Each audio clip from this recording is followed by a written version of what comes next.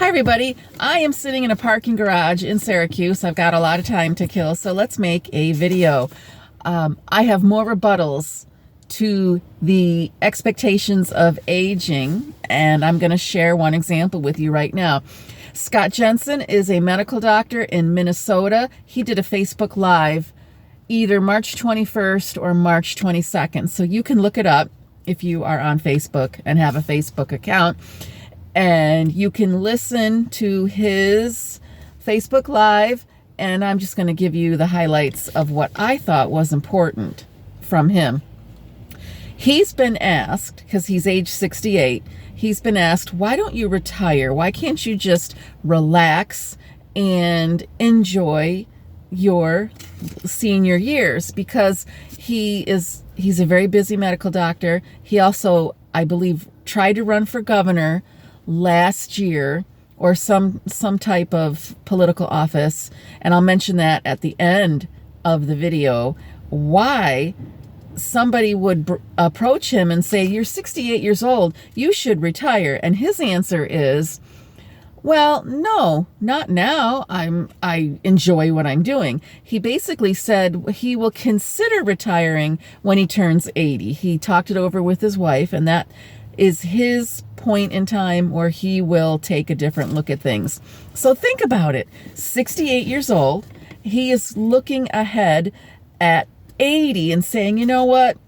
I like what I'm doing. I enjoy the busyness of my life. And I think 80 would be the time to reconsider a change of scenery, or doing something completely different, or slowing down, scaling back, so there's time for other things like leisure and family.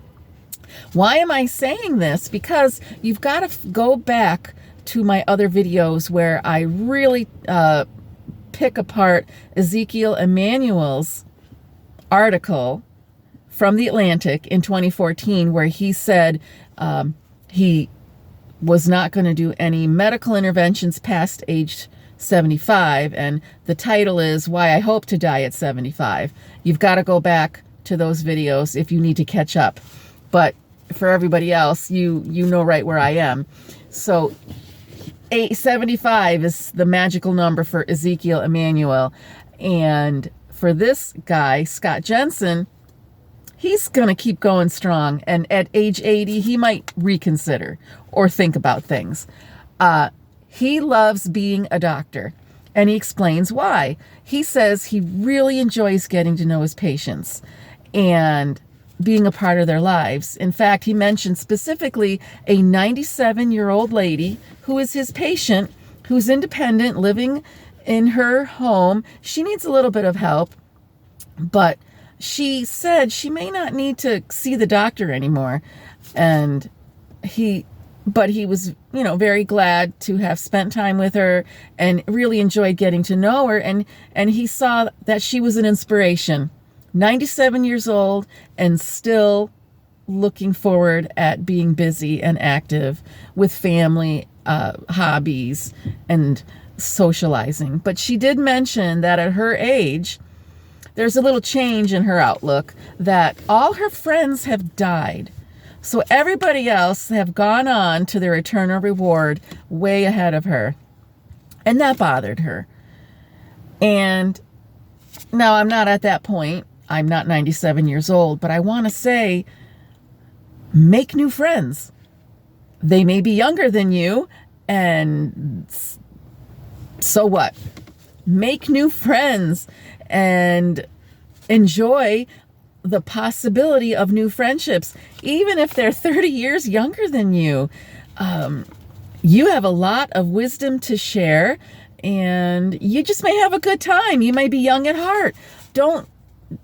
I know it's depressing. I imagine it's very, very hard if all your friends you went to high school with and just lived decades knowing that that's a hard thing to let go of your friends who've passed on ahead of you. But I'm going to say, make new friends no matter what.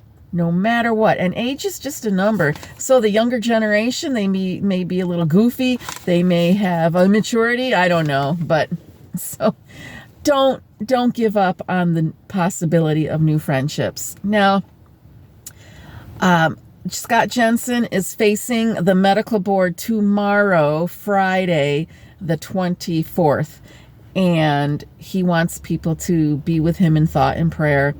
He is facing the medical board, and this is why people are saying, why don't you just give up the fight?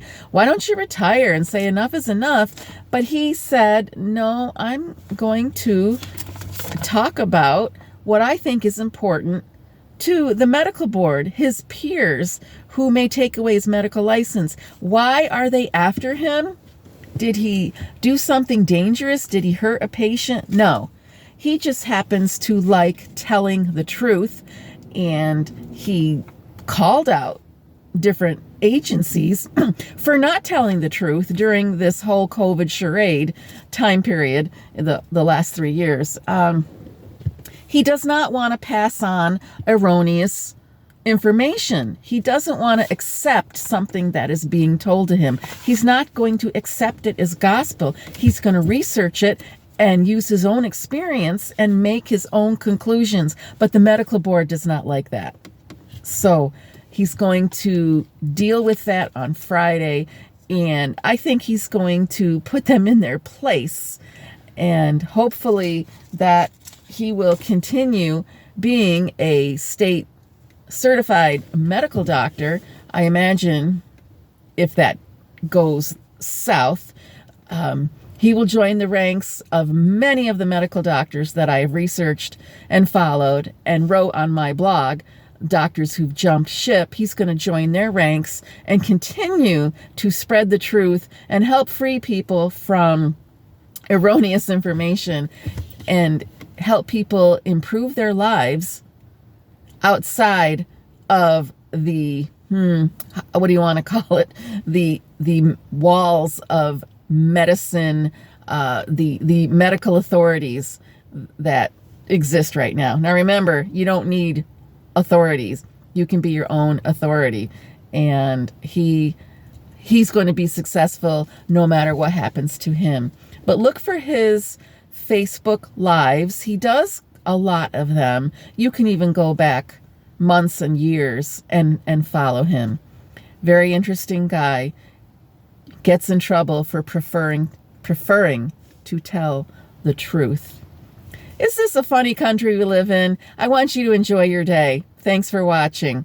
And remember, if you put the brain first, the body follows, because brain first is body freedom. I teach that with the Brain First Protocol. That's the whole point of being a chiropractor, helping the brain conduct your life. Thanks for watching.